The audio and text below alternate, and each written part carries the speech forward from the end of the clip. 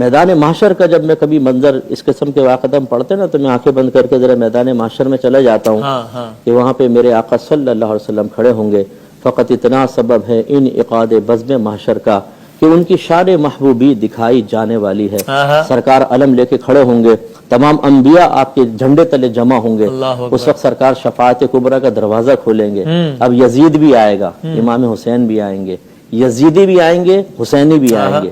منظر تو وہ دیکھنے والا ہوگا کہ میرے آقا کس کے اوپر شفقت کی نگاہ فرماتے ہیں اور کس کی طرف قہر بھری نگاہ ڈالتے ہیں. میں جانتا تھا کہ یہ سرکار دو عالم صلی اللہ علیہ وآلہ وسلم کا خانوادہ ہے. حسین اتمام حجت فرما رہے ہیں. مسلسل خطبات پڑھ کر دیکھ لیں آپ, یہ نہیں ہے کہ ان کے ذہنوں سے باتیں محو ہو گئی ہیں, موجود تھیں. اس کے باوجود امام حسین رضی اللہ تعالیٰ عنہ نے خطبے مسلسل فرمائے, ان نسبتوں کا ذکر کیا ہے تاکہ یہ میدان معاشر میں جا کر یہ نہ کہہ سکیں کہ ہمارے ذہن سے نکل گیا تھا جی, ماحول ایسا تھا. نہیں, اتمام حجت. اب ان کے پاس کوئی عذر نہیں ہوگا میدان معاشر میں سوائے ذلیل رسواؤں کے جہنم میں داخل ہونے کے. کوئی ان کے پاس عذر